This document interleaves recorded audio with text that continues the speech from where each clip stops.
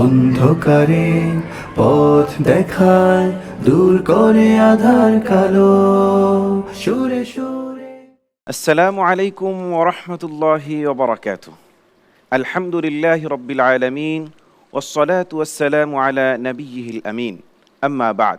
প্রিয় দর্শক, পবিত্র কোরআন নাজিলের এই মহিমান্বিত মাসে পবিত্র কোরআনুল কারীম তিলাওয়াতের চমৎকার অনুষ্ঠান ইন্ট্রাকো নিবেদিত কোরআনের সুর প্রতিভার সন্ধানে 2026-এ আজকের এই পর্বে আপনাদের সকলকে স্বাগত জানাচ্ছি আমি মামনুন বিন মাসউদ। আমাদের চমৎকার এই আয়োজনে কোস্পন্সর হিসেবে সাথে রয়েছে microfibre group, Nasir Syntex group, quality group এবং আল ইমান ইন্টারন্যাশনাল স্কুল। আমাদের বিজ্ঞ বিচারক প্যানেলে উপস্থিত রয়েছেন রূপগঞ্জ মারকাজু উলুমিল কোরআনের সম্মানিত প্রতিষ্ঠাতা পরিচালক হাফেজ কারি সিরাজুল ইসলাম সাহেব, দামাত বারাকাতুহুম।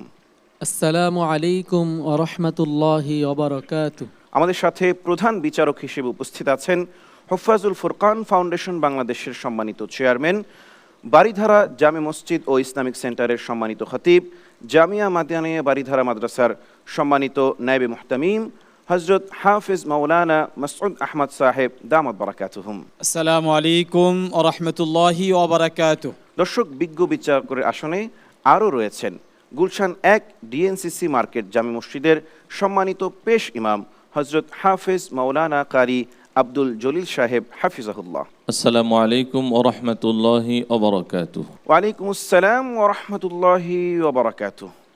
প্রিয় দর্শক, এবারে আমরা পরিচিত হয়ে নিব আমাদের সম্মানিত অতিথিদ্বয়ের সাথে। সম্মানিত অতিথির আসন অলংকৃত করেছেন আমাদের আজকের সম্মানিত অতিথি AHKC চার্টার্ড অ্যাকাউন্টেন্টসের সম্মানিত প্রাক্তন ম্যানেজিং পার্টনার জনাব খায়রুল আলম FCA।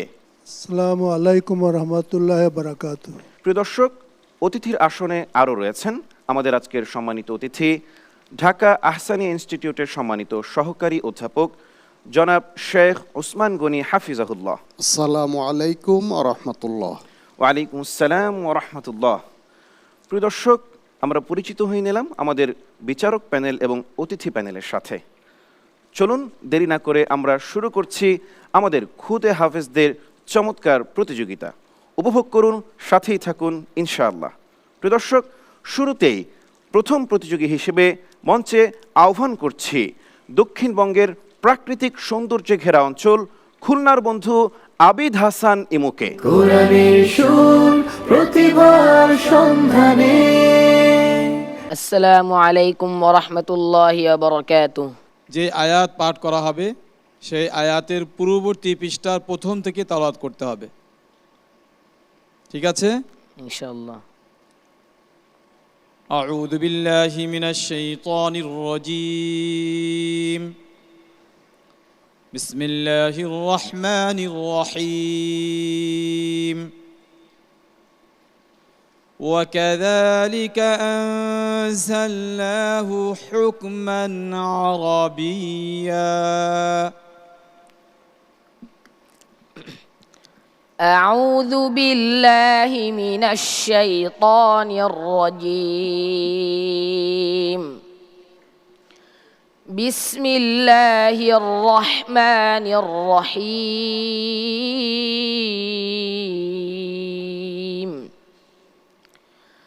ويقول الذين كفروا لولا أنزل عليه آيات من ربه. আবার শুরু করো। ويقول الذين كفروا لولا أنزل عليه آية من ربه. قل إن الله يضل من يشاء ويهدي إليه من أناب. الذين آمنوا وتطمئن قلوبهم بذكر الله. ألا بذكر الله تطمئن القلوب. الذين آمنوا وعملوا الصالحات طوبى لهم وحسن مآب كذلك أرسلناك في أمة قد خلت من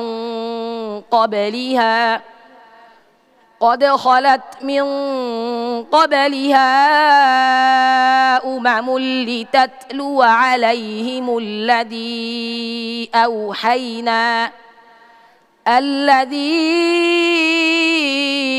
أوحينا إليك وهم يكفرون بالرحمن قل هو ربي لا إله إلا هو عليه توكلت وإليه متاب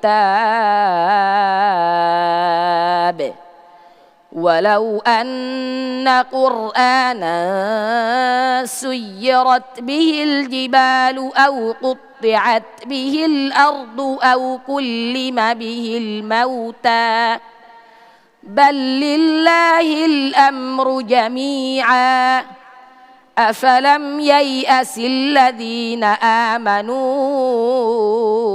أن لو يشاء الله لهدى الناس جميعا ولا يزال الذين كفروا تصيبهم بما صنعوا قارعة أو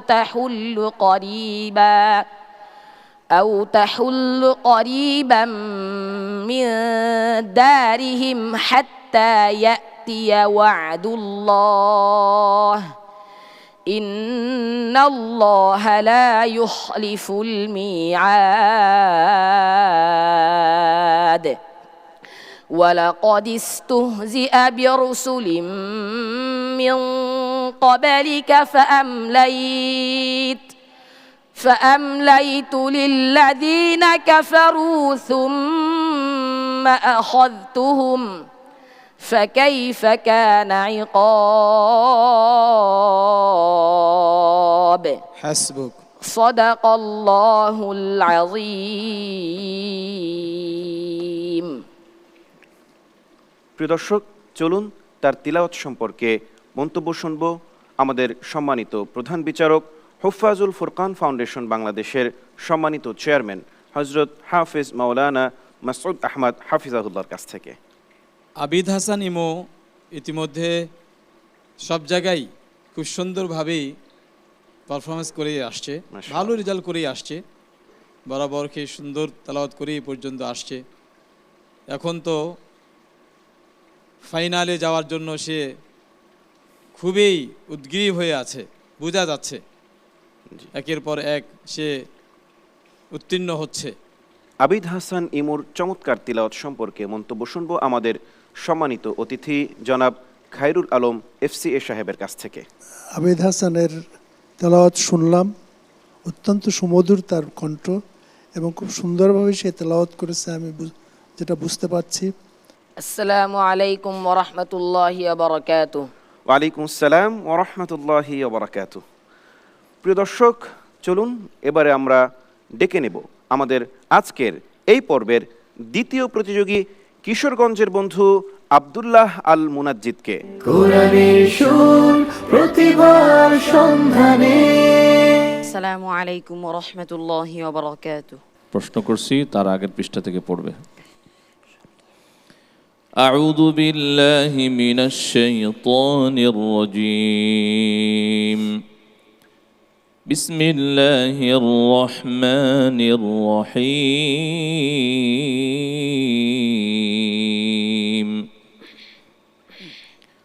قل يا أهل الكتاب لا تغلوا في دينكم غير الحق.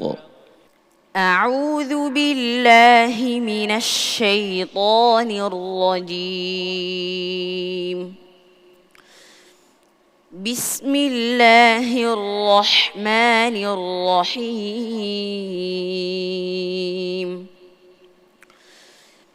إن الذين آمنوا والذين هادوا والصابئون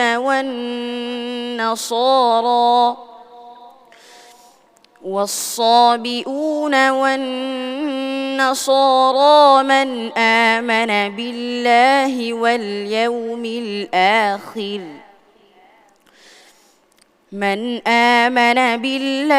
واليوم الآخر وعمل صالحا فلا خوف عليهم ولا هم يحزنون لقد أخذنا ميثاق بني إسرائيل وأرسلنا إليهم رسلا كلما جاءهم رسول بما لا تهوى أنفسهم فريقا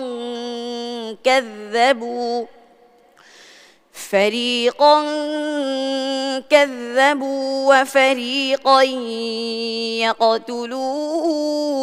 يقتلون وحسبوا ألا تكون فتنة فعموا وصموا ثم تاب الله عليهم ثم عموا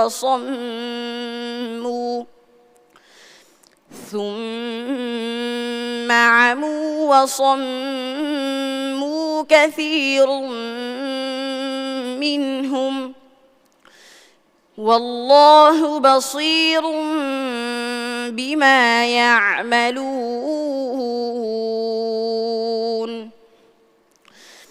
لقد كفر الذين قالوا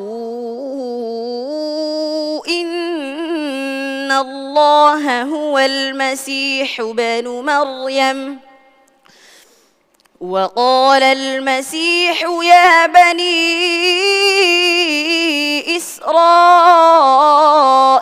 اعبدوا الله ربي وربكم إنه من يشرك بالله فقد حرم الله عليه الجنة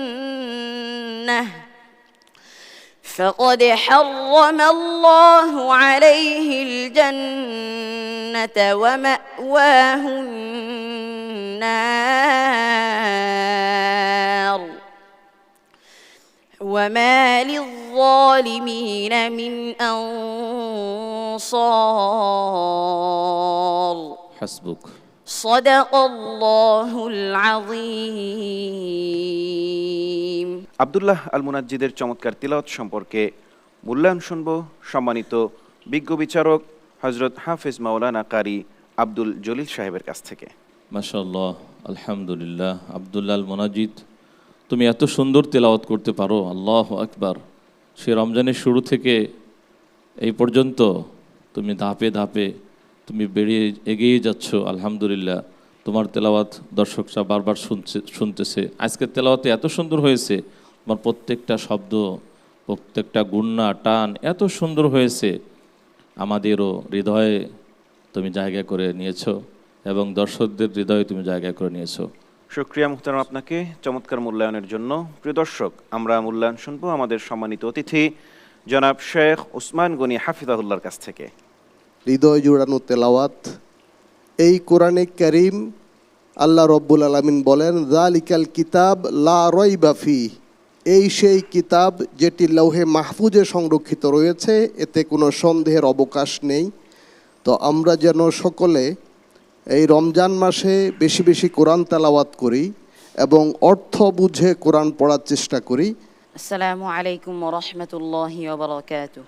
ওয়ালাইকুম আসসালাম ওয়া রাহমাতুল্লাহি ওয়া বারাকাতুহু। প্রিয় দর্শক, দেখছেন, উপভোগ করছেন ইন্ট্রাকো নিবেদিত কোরআনের সুর প্রতিভার সন্ধানে 2026-এর চমৎকার আয়োজন। আমাদের সাথে কো-স্পন্সর হিসেবে রয়েছে microfibre group, Nasir Syntex group, quality group এবং আল ইমান ইন্টারন্যাশনাল স্কুল।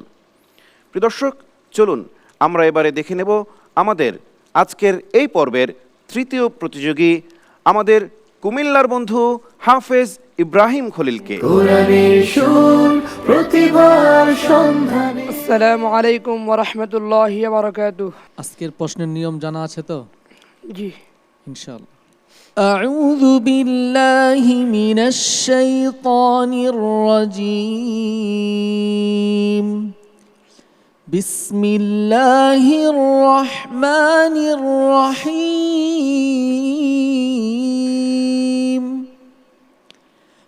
ألم يعلموا أن الله يعلم سرهم ونجواهم وأن الله أعوذ بالله من الشيطان الرجيم بسم الله الرحمن الرحيم كالذين من قبلكم كانوا أشد منكم قوة وأكثر أموالا وأولادا فاستمتعوا بخلاقهم فاستمتعتم بخلاقكم كما استمتع الذين من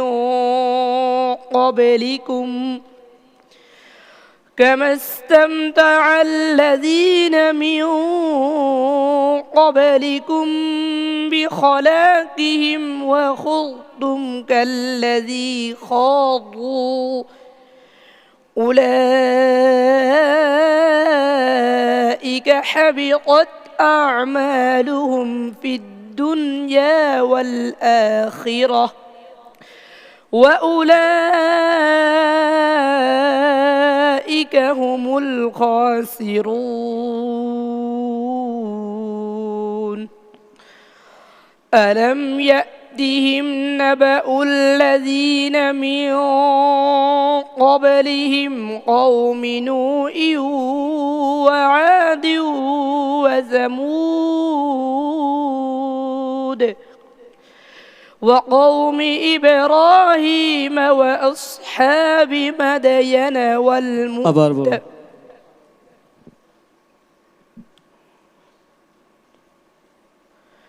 ألم يأتهم نبأ الذين من قبلهم قوم نوح وعاد وثمود وقوم إبراهيم وأصحاب مدين والمؤتفكات أتتهم رسلهم بالبينات فما كان الله ليظلمهم ولكن كانوا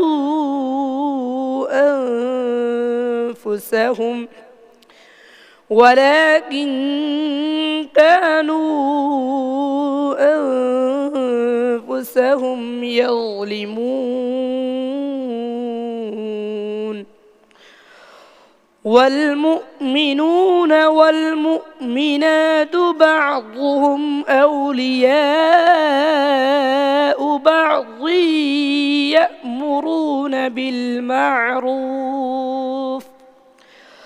يأمرون بالمعروف وينهون عن المنكر ويقيمون الصلاة ويؤتون الزكاة ويطيعون الله ورسوله أولئك سيرحمهم الله إن الله الله عزيز حكيم হাসবুক। صدق الله العظيم। প্রিয় দর্শক, ইব্রাহিম খলিলের তিলাওয়াত সম্পর্কে মূল্যবান মতামত শুনব আমাদের সম্মানিত বিজ্ঞ বিচারক হযরত হাফেজ কারি সিরাজুল ইসলাম সাহেবের কাছ থেকে। ইব্রাহিম খলিল বরাবর ভালো তেলাওয়াত করে আসছে, আজকেও খুব সুন্দর তেলাওয়াত করছিল। তো আলহামদুলিল্লাহ, এই অবস্থায় এসে তোমাকে আরও শক্তিশালী পড়া দিতে হবে, কারণ এখন সবাই শক্তিশালী। তোমাকেও এরকমভাবে সামনে যেহেতু কোয়ার্টার ফাইনাল, শক্তিশালী পড়া দিতে হবে তোমাকে সামনের রাউন্ডে যাওয়ার জন্য। তো সামনে যদি আল্লাহ তাআলা তোমাকে কবুল করে। প্রিয় দর্শক, আমরা মূল্যবান মতামত শুনব আমাদের সম্মানিত অতিথি জনাব খায়রুল আলম এফসি এর কাছ থেকে। আমি অত ডিটেলসে বুঝি না, কিন্তু তার তেলাওয়াত এবং তার প্রেজেন্টেশন আমার কাছে খুবই মনোমুগ্ধকর মনে হয়েছে এবং খুব ভালো তেলাওয়াত করেছে বলে আমি মনে করি। السلام عليكم ورحمة الله وبركاته। ওয়ালাইকুম আসসালাম ওয়া রাহমাতুল্লাহি ওয়া বারাকাতুহু। প্রিয় দর্শক, চলুন এ পর্যায়ে আমরা আহ্বান করছি আমাদের আজকের এই পর্বের সর্বশেষ প্রতিযোগী, সুনামগঞ্জের প্রতিযোগী হাফেজ মুআজ বিন ইমরানকে। কোরআনের সুর প্রতিভার সন্ধানে। আসসালামু আলাইকুম ওয়া রাহমাতুল্লাহি ওয়া বারাকাতুহু। প্রশ্ন আগের মতোই হচ্ছে, যেখান থেকে বলো তার পূর্বের পৃষ্ঠা থেকে তুমি তেলাওয়াত শুরু করবা ইনশাআল্লাহ। আউযু বিল্লাহি মিনাশ শাইতানির রাজীম। বিসমিল্লাহির রহমানির রহিম। وفي أنفسكم أفلا تبصرون. أعوذ بالله من الشيطان الرجيم.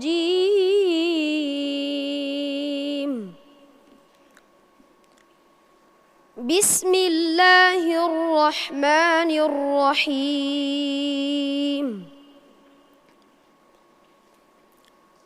لهم ما يشاءون فيها ولدينا مزيد.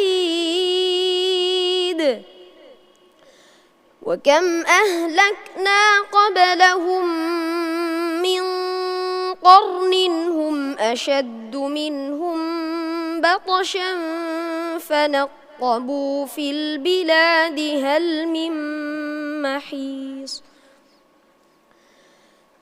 إن في ذلك لذكرى لمن كان له قلب أو ألقى السمع وهو شهيد. ولقد خلقنا السماوات والأرض وما بينهما في 6 أيام وما بينهما في 6 أيام وما مسنا من لغوب. فاصبر على ما يقولون وسبح بحمد ربك قبل طلوع الشمس وقبل الغروب ومن الليل فسبحه وإدبار النجوم. আবার ومن الليل فسبحه وأدبار السجود. واستمع يوم ينادي المناد من مكان قريب. يوم يسمعون الصيحة بالحق ذلك يوم الخلود.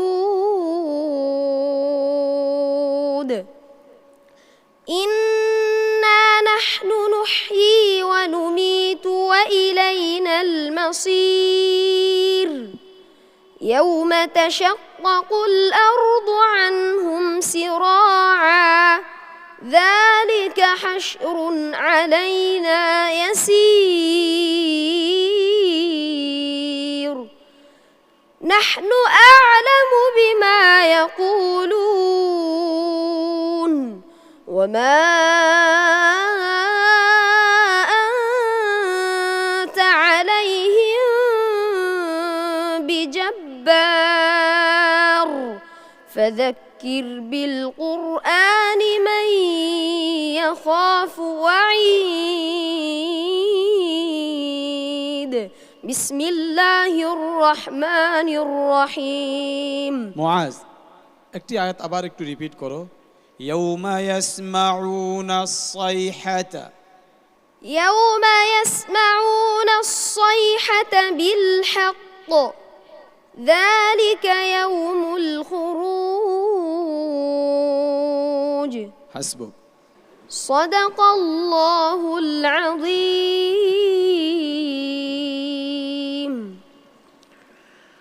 আলহামদুলিল্লাহ, শুনছিলাম চমৎকার তিলাওয়াত। প্রিয় দর্শক, আমরা এখন যাব আমাদের সম্মানিত প্রধান বিচারক, আমাদের হুফাজুল ফুরকান ফাউন্ডেশন বাংলাদেশের সম্মানিত চেয়ারম্যান হযরত হাফেজ মাওলানা মাসউদ আহমদ সাহেব দামাত বারাকাতুহুমের কাছে। মুআজ বিন ইমরান সুন্দর তেলাওয়াত করে আসছে, মাশাআল্লাহ। আমি তো শুরু থেকে দেখে আসছি, ঢাকার অডিশনে দেখলাম, এর পরবর্তীতে সে সেরা 30-এর মধ্যে প্রবেশ করলো। সেরা 30-এর মধ্যে প্রবেশ করে ধীরে ধীরে সে সামনে অগ্রসর হচ্ছে। যুদ্ধ খুব ভালোভাবেই করছে সে, যদিও ছোট মানুষ, কিন্তু তার যুদ্ধ কিন্তু খুব, সে যোদ্ধা হিসাবে বড় যোদ্ধা। প্রিয় দর্শক, আমরা মূল্যায়ন শুনবো আমাদের সম্মানিত অতিথি জনাব শেখ ওসমান গনি হাফিজাহুল্লাহর কাছ থেকে। মাশাআল্লাহ, হাফেজ মুআজ খুবই চমৎকার তেলাওয়াত করেছে। যদিও মুসাবার কারণে এটি আমরা জানি কোরআনে কারীম তেলাওয়াত অনেক সাদৃশ্যপূর্ণ আয়াত রয়েছে, সেই কারণে একটু সামান্য হোঁচট খেয়েছে। তো আমরা তার জন্য শুভ কামনা করছি, সে যেন আরও ভালো করতে পারে। السلام عليكم ورحمة الله وبركاته ওয়ালাইকুম আসসালাম ওয়া রাহমাতুল্লাহি ওয়া বারাকাতুহু। প্রিয় দর্শক, দেখছেন ইন্ট্রাকো নিবেদিত কোরআনের সুর প্রতিভার সন্ধানে 2026। কো স্পন্সর হিসেবে আমাদের সাথে রয়েছে microfibre group, Nasir Syntex group, Al Iman international school এবং কোয়ালিটি গ্রুপ। দর্শক, কারা যাচ্ছেন কোয়ার্টার ফাইনালে দেখতে সাথেই থাকুন। নিচ্ছি ছোট্ট একটি বিরতি, ফিরছি কিছুক্ষণ পরেই।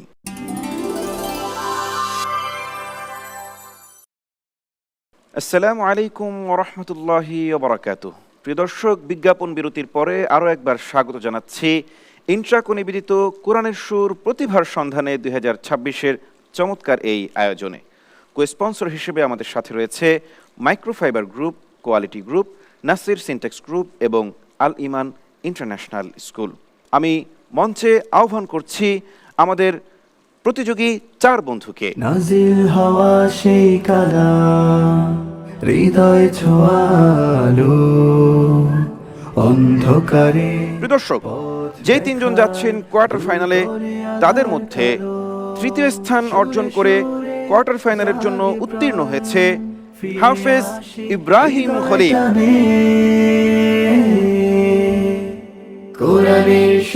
দ্বিতীয় জন হলেন হাফেজ আবিদ হাসান ইমু। প্রতিভার সন্ধানে আজকের এই পর্বে গ্রুপ চ্যাম্পিয়ন হয়েছে হাফেজ আব্দুল্লাহ আল মুনাজ্জিদ। নাজিল হওয়া সেই কালাম, হৃদয় ছোঁয়া। আমাদের কাছ থেকে এ পর্বে বিদায় নিচ্ছে হাফেজ মুআজ বিন ইমরান। দেখায় দূর করে আধার কালো। দর্শক, এ পর্যায়ে আমি মঞ্চে আমন্ত্রণ জানাচ্ছি আমাদের সম্মানিত প্রধান বিচারক, সাথে সাথে আমন্ত্রণ জানাচ্ছি আমাদের আজকের সম্মানিত অতিথিদ্বয়কে, জনাব খায়রুল আলম FCA এবং জনাব শেখ ওসমান গনি হাফিজাহুল্লাহ, উভয়কে। প্রতিভার সন্ধানে কোরআনের সুর, প্রতিভার সন্ধানে নাজিল হওয়া সেই কালাম, হৃদয় ছোঁয়ালো অন্ধকারে। প্রিয় দর্শক, রমজানের শুরু থেকে আজকের এই দিন পর্যন্ত যারাই আমাদেরকে দেখেছেন, শুনেছেন, সকলের প্রতি আমাদের আন্তরিক কৃতজ্ঞতা। আশা থাকবে, প্রত্যাশা থাকবে, রমজানের শেষ পর্যন্ত আমাদের এই চমৎকার আয়োজন আপনারা উপভোগ করবেন ইনশাআল্লাহ। প্রতিদিন একই সময়ে জনপ্রিয় টেলিভিশন চ্যানেল এটিএন বাংলার পর্দায় চমৎকার এই আয়োজন উপভোগের আমন্ত্রণ জানিয়ে আজকের মতো এখানেই বিদায় নিচ্ছি। আসসালামু আলাইকুম ওয়া রাহমাতুল্লাহি ওয়া বারাকাতুহু।